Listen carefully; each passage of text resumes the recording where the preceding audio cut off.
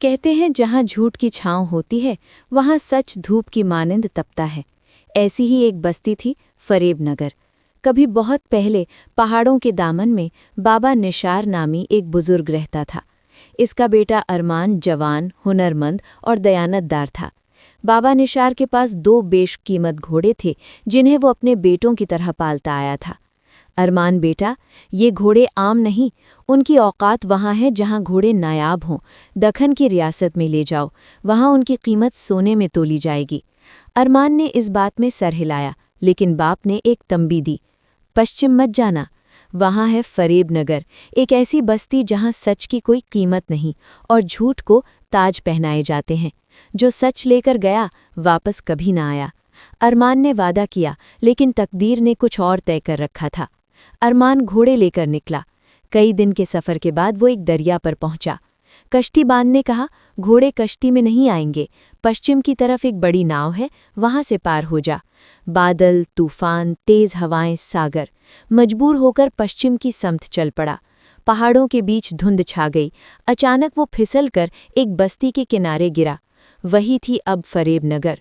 गिरने के बाद अरमान उठा। कुछ चोटें आईं मगर संभल गया।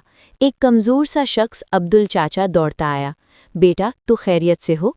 अरमान ने शुक्रिया अदा किया, मगर अगले लम्हे वो रोने लगा। हाय हाय, मेरा बच्चा मर गया। सामने एक छोटा सा चूज़ा मरा पड़ा था। अब्दुल ने दावा किया, ये मेरा पालक बेटा था और मैंने इसे अंडे से पाल कर बड़ा किया। तू इस पर गिर गया, इसे मार दिया। लोग इकट्ठे हो गए। सब ने अब्दुल की हमदर्दी में अरमान को घेर लिया। अब्दुल बोला, मेरे बेटे के बदले एक घोड़ा दे दे, यही इंसाफ है। अरमान मजबूर होकर एक घोड़ा दे बैठा। आगे चलकर एक और बस्ती आई। वहाँ एक शख्स मिला जिसकी एक आंख नहीं थी और नाम था रहमान। उसने पानी पिलाया, फिर पूछा, क्या तू निशार सौदागर का बेटा है? अरमान ने हाँ कहा तो वो चीखा, तुम्हारे बाप ने मुझसे 200 अशरफिया ली और जमानत में मेरी एक आंख निकाली थी। अब मुझे वो आंख वापस दो या दूसरा घोड़ा। लोग जमा हुए, शोर हुआ और अरमान को दूसरा घोड़ा भी देना पड़ा। अब अरमान के पास कुछ न बचा, सिर्फ थका जिस्म और भूखी रूह। एक पेड़ के नीचे गिर गया। तब एक नाजुक सी लड़की फिजा आई। उसने कुछ खजूरें और पानी दिया। कहा, ये बस्ती सिर्फ फरेब की नहीं, कुछ लोग खामोशी से सच की हिफाजत करते हैं। अगर तुम सच पर हो तो वक्त तुम्हें मौका देगा, बस हिम्मत न हारना। ये अल्फाज अरमान के दिल में घर कर गए। पहला मुकद्दमा, चूज़ा। अरमान ने कहा, ये रहा वही चूज़ा, मैं इसे अपना बेटा मानता हूँ। अब मैं इसे पहाड़ से गिराकर मारूंगा जैसे मैं गिरा। इंसाफ, बराबर। अब्दुल चुप। सच का वार था वो। घोड़ा वापस दे गया। दूसरा मुकद्दमा, आंख।